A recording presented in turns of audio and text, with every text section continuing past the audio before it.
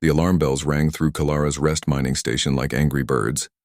Engineer Bora's webbed fingers moved quickly across her control panel as she tried to find the source of the noise. Her large round eyes studied the screens in front of her. Something was out there in space, and it was in trouble. "Commander Gino, we have a problem," Bora called out through the station's communication system. Her voice carried the slight bubble sound that all Thalani had when they spoke. "There's a ship sending out a distress signal. It's coming from the edge of our space." Commander Gino swam quickly through the water-filled corridors of the station. The Thalani were amphibian creatures who looked like a mix between frogs and dolphins. They were peaceful people who had built their mining station around a large asteroid, rich with valuable metals. The station had been their home for over 50 years, and they had never had visitors like this before. "What kind of ship is it?" Gino asked as he reached the control room. His old scales showed signs of his many years, but his mind was still sharp. Bora checked her instruments again. "It's not one of ours. The design is strange. The computer says it might be human, but I've never seen a human ship before. They don't usually come to this part of space." Gino's eyes grew wide. Humans were known throughout this part of the galaxy, but not for good reasons. Most species thought they were dangerous and aggressive. They were young compared to other space-traveling races, and they had a reputation for fighting first and asking questions later. Many worlds had banned human ships from their space. "Are you sure it's human?" Gino asked. "The signal matches their frequency patterns," Bora replied. "But Commander, the ship is dying. Life support is failing, and there's radiation everywhere. If someone is alive in there, they won't be for much longer." Gino stared at the screen showing the small ship drifting helplessly in space. Steam and gas leaked from several holes in its hull. The ship looked like it had been through a war. He thought about what his people always believed. Salar Neth Koru. Life calls to life. It didn't matter if the being in that ship was human, Thalani, or something else entirely. A life was in danger. "Send a rescue shuttle," Gino ordered. "Tell Dr. Yuna to prepare the medical bay." Bora's eyes widened. "Commander, are you sure? If other species find out we helped humans, they might not want to trade with us anymore. Some might even see us as enemies." Gino placed a gentle hand on Bora's shoulder. "We are Thalani. We help because it is right, not because it is easy. Send the shuttle." Dr. Yuna received the message while she was organizing medical supplies in the station's hospital. She was the best doctor on Kalara's rest. Maybe the best Thalani doctor in this entire sector of space. Her healing skills were legendary among her people. When she heard about the human ship, she felt both excited and nervous. She had studied human biology in school but had never treated a real human before. She quickly gathered her medical team and prepared the rescue shuttle. The small ship could fly through space and had just enough room for a few patients. As they flew toward the damaged human vessel, Yuna could see how bad things were. The ship was barely holding together. "Life signs are very weak," reported her assistant, a young Thalani named Miran. "Whoever is in there is almost dead." They docked with the human ship carefully. The airlock was damaged, so they had to cut through the metal to get inside. The smell hit them immediately. Burning electronics, radiation, and the metallic taste of blood in the air. Emergency lights flashed red throughout the dark corridors. They found the human in the ship's control room, slumped over his pilot's chair. Captain Do-hyun was unconscious and barely breathing. His skin was pale and covered with radiation burns. Blood leaked from several wounds, and his vital signs were so weak that Yuna's scanner barely detected them. "Get him to the shuttle now," Yuna ordered. "We may already be too late." The rescue team carefully moved Do-hyun to their shuttle. During the flight back to the station, Yuna worked frantically to keep him alive. His injuries were worse than anything she had ever seen. The radiation had damaged most of his internal organs. His blood was poisoned, and his body was shutting down piece by piece. Back on Kalara's rest, word spread quickly about their unusual patient. Thalani from all over the station came to help. Some brought rare medical supplies. Others offered to donate their blood-like fluid that could help humans heal. Everyone wanted to do something to save the life of this stranger. Dr. Yuna worked for 3 days without stopping. She barely ate or slept. The human's condition was so bad that she had to invent new treatments as she went. She used experimental medicines that had never been tested on humans. She performed surgery techniques that she had only read about in medical books. The hardest part was that human biology was different from Thalani biology in many ways. What worked for her people might kill the human. What the human needed might not exist in their medical supplies. She had to be creative and take risks that could easily make things worse. On the second day, Do-Yun's heart stopped twice. Both times, Yuna managed to bring him back to life. Her team worked around the clock, taking turns to monitor his condition. The entire station held its breath, waiting to see if their efforts would succeed. The children of the station made get-well cards for the sky visitor, even though they had never seen a human before. The engineers donated power cells to keep the medical equipment running. The cooks prepared special foods that might help the human heal faster. Commander Gino visited the medical bay every few hours to check on their patients' progress. He never regretted his decision to help, even when some of his advisors suggested that saving a human might bring trouble to their peaceful station. On the third day, something amazing happened. Do-Hyun's eyes opened for the first time. He was weak and confused, but he was alive. Dr. Yuna felt tears of joy running down her face. Her impossible patient was going to survive. Where am I? Do-Hyun whispered in a voice so quiet that Yuna had to lean close to hear him. You are safe, she replied in basic human language that she had learned from computer files. You are on Kalara's rest. We found your ship and brought you here. Do-Hyun tried to sit up but was too weak. My ship? The cargo? Your ship is damaged but still in one piece, Yuna explained. Our engineers are looking at it. Right now you need to rest and heal. You were very close to death. As the days passed, Do-Hyun grew stronger. He learned about the Thalani and their peaceful ways. He discovered how much they had sacrificed to save his life. The medical supplies they used were worth more than most people earned in a year. The time and effort they put into his care was extraordinary. But what amazed Do-Hyun most was that they asked for nothing in return. When he offered to pay them for their help, Commander Gino simply smiled and said, We help because it is right, not because it profits. This act of pure kindness from strangers would soon change the course of galactic history, though none of them knew it yet. Captain Do-Hyun was about to make a decision that would bring the attention of Earth itself to the small mining station in the far reaches of space. The Thalani had saved one human's life, expecting nothing in return. Soon, they would discover what it meant to have humanity's eternal gratitude. 2 weeks had passed since Dr. Yuna pulled Captain Do-Hyun back from the edge of death. The human was now strong enough to walk around the medical bay without help. His burns had healed into pale scars, and his blood tests showed that the radiation poisoning was almost gone. It was nothing short of a miracle. Do-Hyun spent his days learning about the Thalani and their way of life. He discovered that they were not just good doctors. They were good people in every way. The station operated like a big family, where everyone helped each other. Children played in the water-filled playgrounds while their parents worked in the mines. Elderly Thalani told stories of the old days while young ones listened with wonder. Nurse Miran became Do-Hyun's guide to Thalani culture. She was young and curious about humans, asking him questions about Earth and human customs. In return, she taught him basic Thalani phrases and showed him how their society worked. Why do you help strangers? Do-Hyun asked her one day as they sat in the station's observation deck, looking out at the asteroid field where the Thalani mined precious metals. Miran thought for a moment before answering. My grandmother always told me that the universe is very big and very cold. The only warmth in it comes from the kindness we show each other. If we don't help when we can, then we make the universe a little bit colder.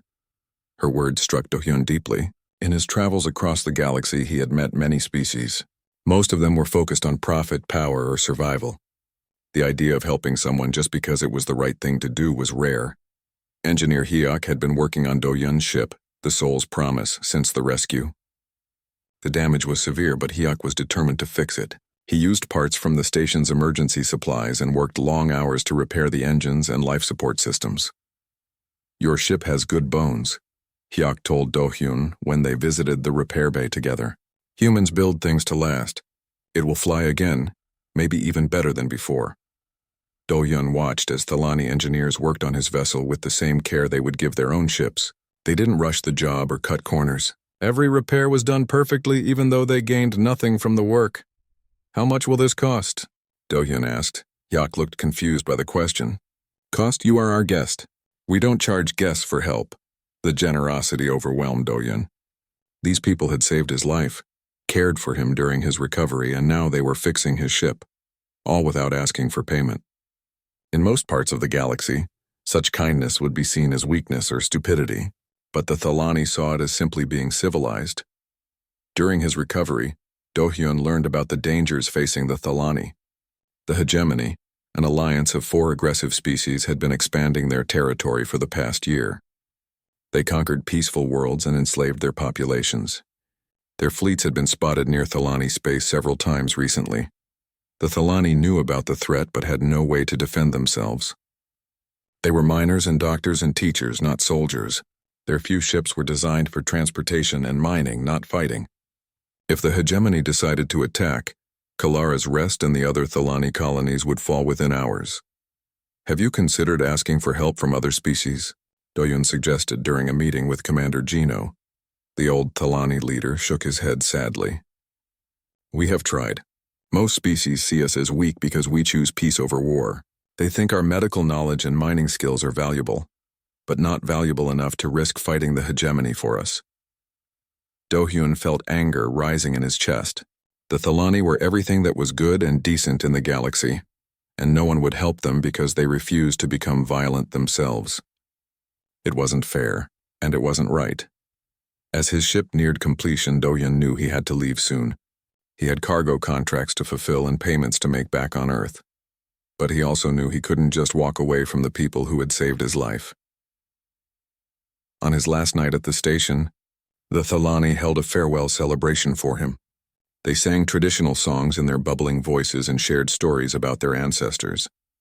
The children presented, him with handmade gifts, small sculptures carved from asteroid rock and paintings showing humans and Thalani as friends.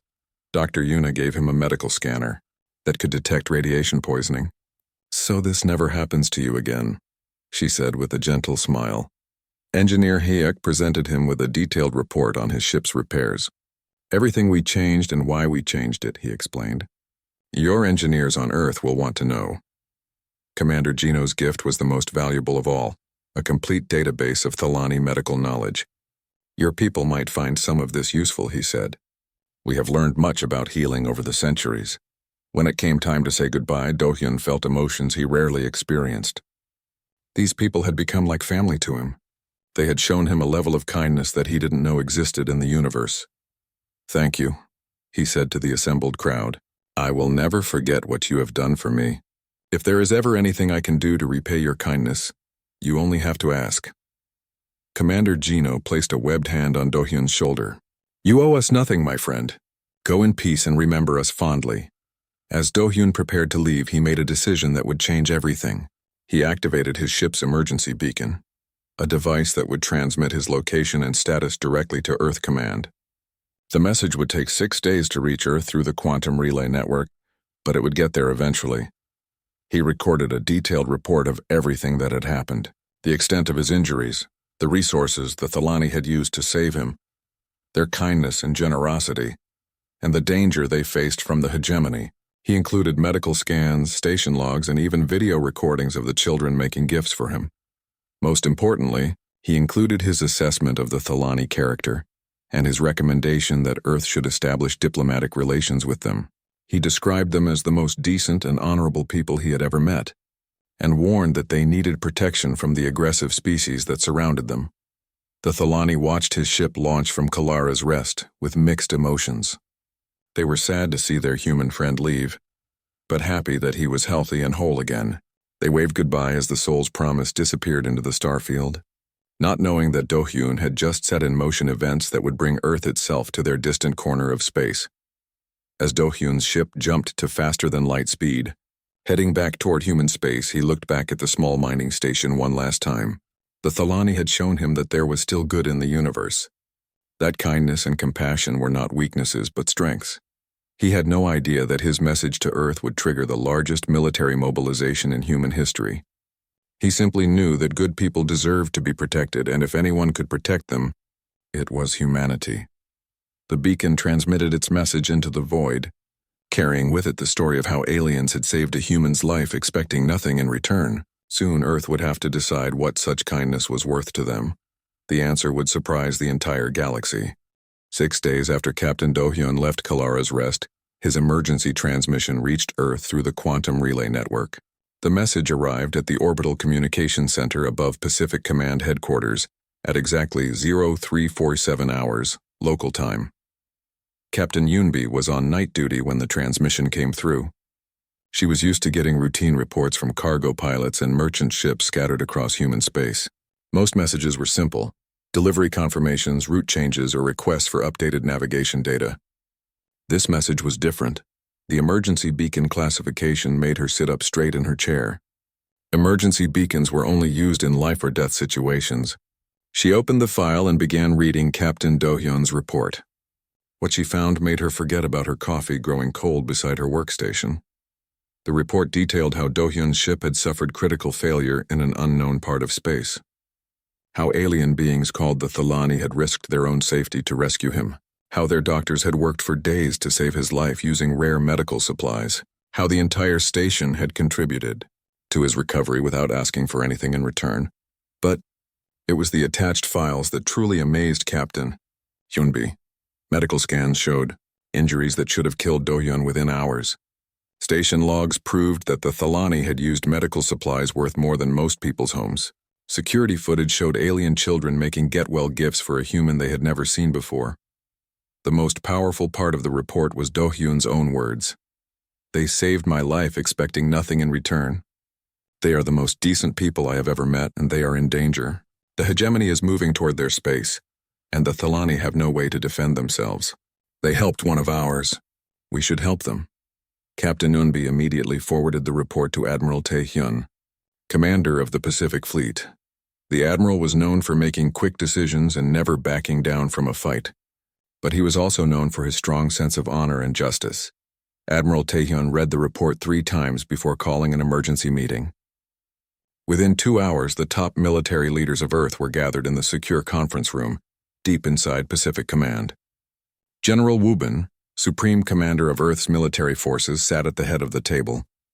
Around him were the commanders of all major fleets, intelligence officers, and diplomatic advisors.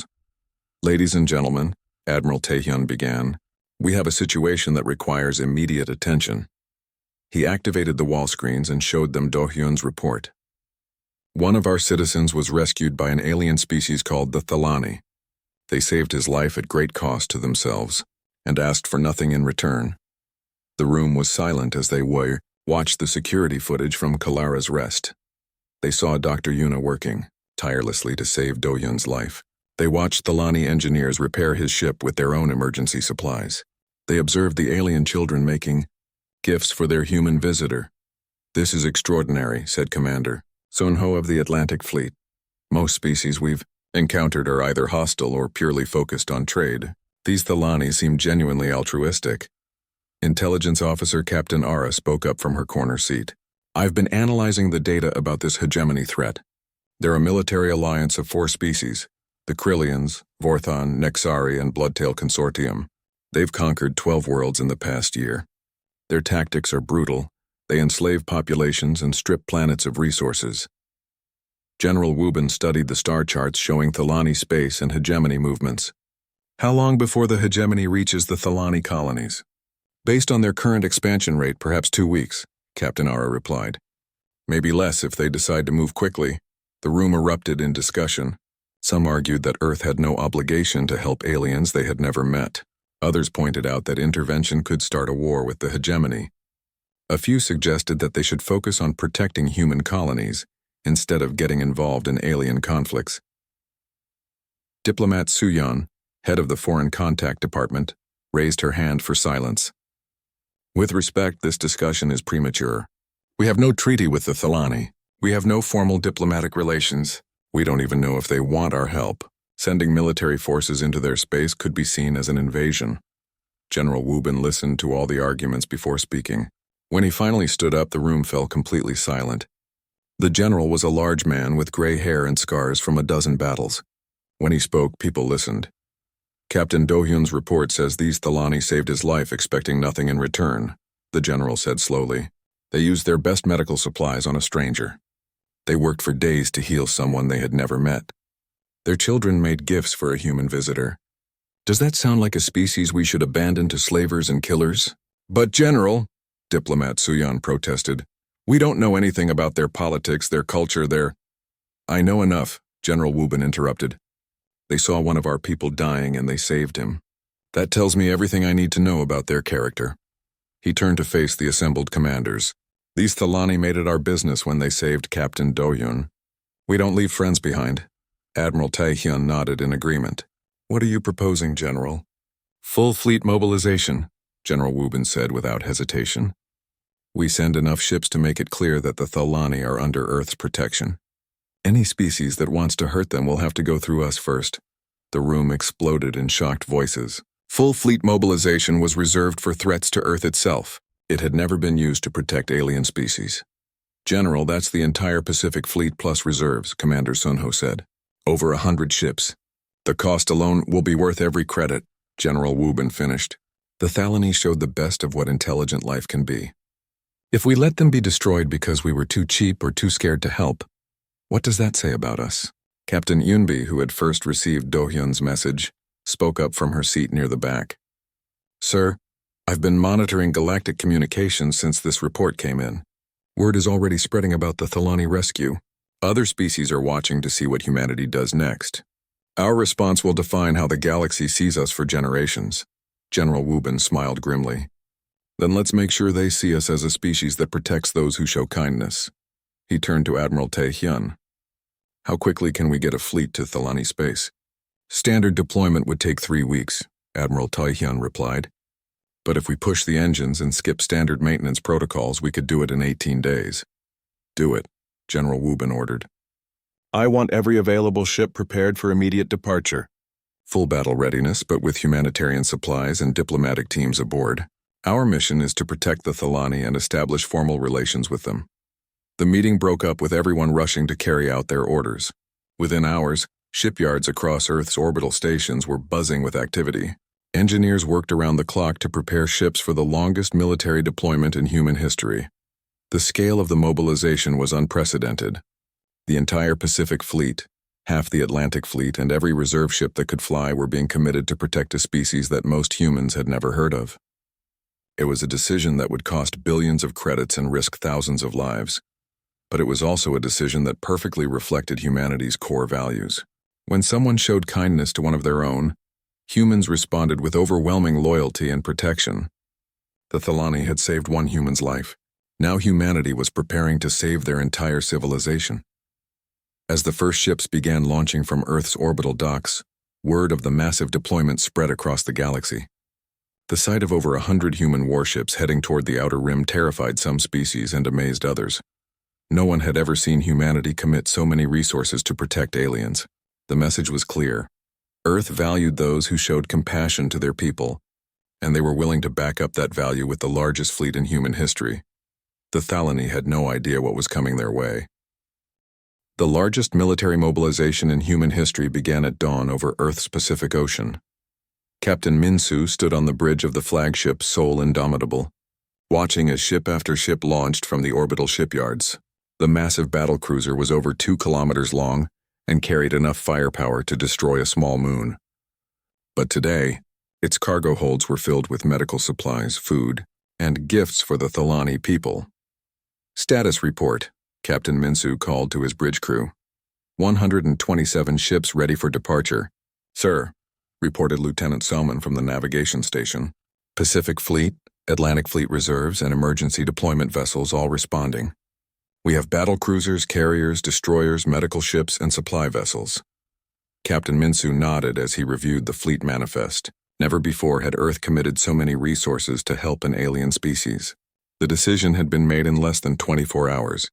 And now the entire military machine of humanity was moving toward a distant corner of space to protect people they had never met. Commander Nayan's stealth reconnaissance squadron had already departed 3 hours earlier.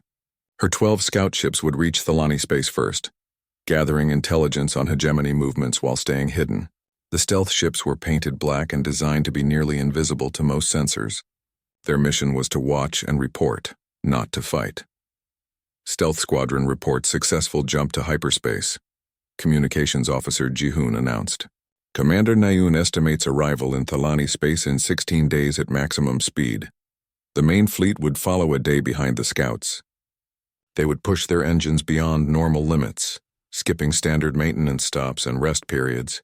Chief Engineer Hansel had calculated that they could reach Thalani space in 18 days if nothing went wrong. All ships. This is Admiral Taehyun aboard the Seoul Indomitable. The Admiral's voice echoed across the fleet communication system. We are embarking on an unprecedented mission. 3 weeks ago, most of us had never heard of the Thalani. Today we sail across the galaxy to protect them. Why? Because they showed kindness to one of our own when they had every reason to turn away. The Admiral's words reached every ship in the fleet. Thousands of sailors, marines, pilots, and support crew listened to their commander explain the mission. The Thalani saved Captain Do-hyun's life, expecting nothing in return. They used their best medical supplies on a stranger. They worked day and night to heal someone they had never met. They showed the best of what intelligent life can be. Now they face destruction from the hegemony, and they have no way to defend themselves. On the marine transport ship Busan's Pride, Colonel Jae-ho addressed his troops. The colonel was a veteran of 12 conflicts, known for his tactical brilliance and his care for his soldiers. But this mission was unlike anything he had ever been assigned. Marines, our job is to protect the Thalani colonies from hegemony forces, Colonel Jae-ho explained to the assembled troops. But this is not a conquest mission. We are not there to take territory or impose our will. We are there to defend good people who cannot defend themselves. The Marines listened intently. Many of them had read Captain Do-hyun's report and watched the security footage from Kalara's Rest. They had seen the alien children making gifts for a human visitor. They had watched Dr. Yuna work tirelessly to save a stranger's life. Remember, the Thalani are peaceful people, Colonel Jae-ho continued. They have never known war and they choose healing over fighting. They will be afraid when they see our ships arrive. It's our job to show them that humans can be protectors, not conquerors. The fleet's departure from Earth was witnessed by millions of people across the planet. News broadcasts showed the incredible sight of over 100 warships leaving Earth's orbit in formation. The scale of the deployment amazed even military experts. This is the largest single military operation in human history, announced reporter Kim Sun-mi from the orbital news station. More ships, more personnel, and more resources than any previous deployment, all to protect an alien species that showed kindness to one human pilot. As the fleet entered hyperspace, Chief Engineer Hansel worked around the clock to keep the ships running at maximum performance. The engines were being pushed beyond their normal limits, and systems that usually received regular maintenance would have to wait until they reached their destination. Engine temperature is running hot on the Incheon's Fury, reported Engineering Officer Dong Hyuk. Should we reduce speed? Negative, Chief Engineer Hansel replied. The Thalani may not have time for us to take it slow. Keep monitoring all systems, but maintain maximum speed unless we have a critical failure. Throughout the fleet, similar scenes played out. Engineers worked extra shifts to keep engines running smoothly. Doctors prepared medical bays for potential casualties. Pilots ran combat simulations while hoping they wouldn't need to use their training. Supply officers distributed extra rations and equipment. The humanitarian aspect of the mission was just as important as the military one. Earth's best xenobiologists, doctors, and diplomats had volunteered for the mission. They brought cultural gifts, medical equipment, and samples of human art and music to share with the Thalani Dr. Chae-young. The fleet's chief medical officer had studied Captain Do-hyun's report extensively. She was fascinated by the Thalani's medical knowledge and hoped to establish scientific cooperation between their species. The Thalani saved Captain Do-hyun using techniques we've never seen before, Dr. Chae-young explained to her medical team. Their understanding of radiation treatment and organ regeneration seems far advanced from ours. This could be the beginning of a medical partnership that benefits both our species. But the mission also carried enormous risks. Intelligence reports showed that the hegemony had over 300 ships spread across their territory. If they decided to fight humanity for control of Thalani space, the battle would be massive and bloody. Fleet Intelligence Officer Major Kyung-soo briefed the ship commanders on the enemy they might face. The hegemony consists of 4 species with different strengths. The Krillians are excellent tacticians. The Vorthan have powerful shields. The Nexari use swarm tactics with small, fast ships. The Bloodtail Consortium prefers brutal frontal attacks. How do our numbers compare? Asked Captain Minsu. They have more ships total, but they're spread across a wide area, Major Kyung-soo replied. In the Thalani sector, they probably have 40 to 50 vessels. We'll outnumber them locally, but if they call for reinforcements, we could be facing overwhelming odds. The fleet pressed on through hyperspace, racing against time to reach the Thalani before the hegemony attacked. Daily status reports showed systems pushed to their limits but still functioning. The determination of the crews was extraordinary. Everyone understood the importance of their mission. On the 5th day of their journey, they received a disturbing intelligence report from Commander Nayan's scouts. The hegemony had begun moving ships toward Thalani space. It looked like they were preparing for a major offensive. Estimated hegemony arrival at Thalani colonies is now 12 days, reported Commander Nayan via encrypted communication. They're moving faster than we expected. We might not get there before they attack. The news sent a chill through the fleet. They were already pushing their ships to the breaking point. There was no way to go faster without risking catastrophic engine failures that would leave them stranded in space. All ships maintain maximum speed, Admiral Taehyun ordered. If we lose engines, we lose the Thalani. Push everything to the limit. Chief Engineer Hansel grimly calculated their chances. If nothing breaks down, we'll reach Thalani space in 13 days. We'll beat the hegemony by 1 day, maybe less. The race across the galaxy continued. Human ships pushed through space at speeds that made engineers nervous and doctors prepare for casualties. Behind them, Earth watched and waited. Ahead of them, the Thalani continued their peaceful lives, unaware that 2 massive fleets were racing toward their home. The next few days would determine whether kindness would be rewarded with protection, or if good people would suffer because the galaxy was too slow to defend them. Humanity had committed everything they had to ensure that compassion would triumph over conquest. The Soul Indomitable and her sister ships flew through the darkness of space, carrying with them the hopes of 2 species who had never met but were already bound together by an act of simple, decent kindness. Commander Yejun stared at the tactical display aboard his flagship, the Hegemony Dreadnought Bloodhammer. 43 ships of the Hegemony fleet hung in space just outside Thalani territory, ready to begin what he expected would be an easy conquest. The Thalani had no military vessels, no defense platforms, and no allies. Their worlds would fall within hours. All ships report ready for the assault, announced his tactical officer, a scarred Krillian with cold yellow eyes. The first target is Kalara's rest mining station. Intelligence shows no defensive capabilities. Commander Yejun nodded with satisfaction. The Thalani possessed valuable medical knowledge, and their asteroid mines produced rare metals essential for advanced technology. Once conquered, they would make excellent slaves. Their peaceful nature meant they wouldn't cause trouble, and their medical skills would be useful for treating hegemony soldiers. Begin the attack, Commander Yejun ordered. Show no mercy. The hegemony fleet began moving toward Kalara's rest, when something impossible happened. Space itself seemed to tear open as 127 human warships dropped out of hyperspace in perfect formation around the Thalani colonies. "What in the 7 hells is that?" screamed the tactical officer as his sensors went wild trying to count the massive human fleet. Commander Yejun felt his blood turn cold. He had heard rumors about human military power, but seeing it in person was terrifying.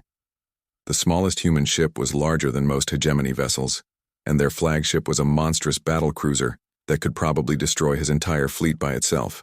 Aboard Kalara's rest, the sudden appearance of so many ships sent alarms ringing throughout the station. Dr. Yuna rushed to the control room where Commander Gino was staring at the displays in complete shock. "Commander, what's happening?" "Doctor," Yuna asked breathlessly. "The sensors show over 100 ships surrounding our colonies." "They're human ships," Commander Gino whispered in amazement. "But why are they here? We have no agreements with Earth. We've never even met their government." The answer came seconds later when Captain Minsu's voice echoed across Thalani communication frequencies. His tone was warm and friendly, nothing like the aggressive military communications they had expected. "Dr. Yuna, this is Captain Minsu of the Earth Fleet ship Soul Indomitable. Captain Doyun told us what you did for him. We're here to help." Dr. Yuna's legs nearly gave out beneath her. The human they had saved, the dying pilot they had nursed back to health, had somehow brought the entire Earth military to protect them. It was impossible to believe, but the evidence floated in space all around their colonies. "Captain Minsu, Dr. Yuna replied with a trembling voice. "We don't understand. Why have you come so far? We saved only one person."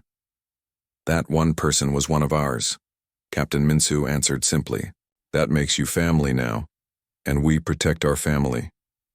The words sent shockwaves through every Thalani who heard them.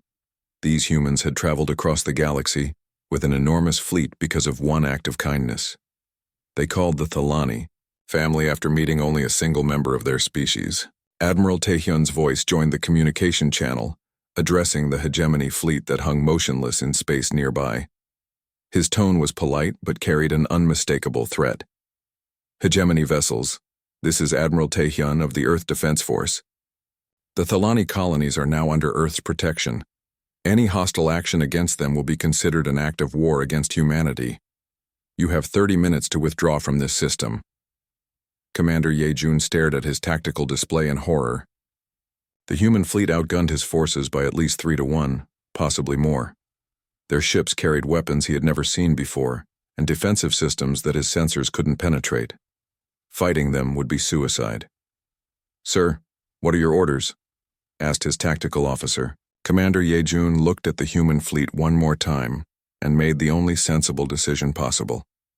"Signal all ships to withdraw immediately. Do not engage the humans under any circumstances."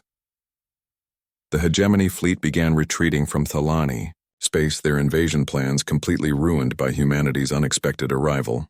Within an hour, they had jumped to hyperspace and fled the system entirely. But the most amazing part of the story was just beginning. The human ships didn't behave like conquerors or occupiers. Instead, they began delivering supplies to every Thalani colony. Medical equipment, defensive technology, food, cultural gifts, and scientific instruments flowed from the cargo holds of human vessels. Captain Do-hyun himself returned to Kalara's Rest, not as a patient this time, but as Earth's first ambassador to the Thalani Collective. When he stepped onto the station where Dr. Yuna had saved his life, the entire population gathered to greet him. "My friends," Captain Do-hyun said to the assembled crowd of Thalani, "I promised I would never forget your kindness. Earth has not forgotten either. We are here to offer you our friendship, our protection, and our partnership." Dr. Yuna could barely speak through her tears of joy. "Captain Do-hyun, we saved one life. You brought an entire fleet." "Why?" Captain Do-hyun smiled and placed his hand over his heart in the traditional human gesture of sincerity. "Because you saved my life when you didn't have to, expecting nothing in return. That makes you the best kind of people in the universe. And the best kind of people deserve the best kind of friends." The cultural exchange that followed amazed both species. Human doctors worked alongside Thalani healers, sharing knowledge that advanced medical science for both civilizations. Thalani engineers helped humans develop new mining techniques that were safer and more efficient. Human military advisors helped the Thalani design defensive systems that could protect them without compromising their peaceful nature. The story of humanity's response spread across the galaxy within weeks. 17 different species requested formal diplomatic relations with Earth, all citing the Thalani rescue as proof that humans were trustworthy allies. The message was clear. Earth valued compassion and would protect those who showed it. The hegemony never again threatened Thalani space. The mere presence of human patrol ships in the area was enough to deter any aggressive action. Other predatory species also began avoiding systems under Earth's protection, knowing that humanity's response would be swift and overwhelming. 6 months later, the first joint human Thalani colony was established on a beautiful world they named New Sol Kalara.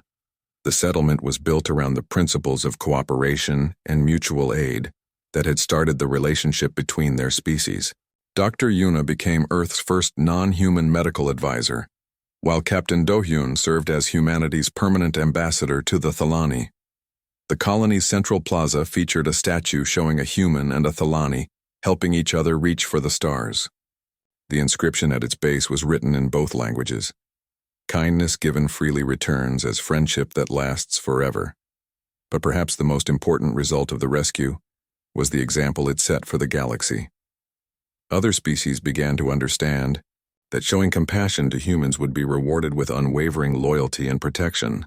The reputation spread that Earth would cross the galaxy to help those who helped them.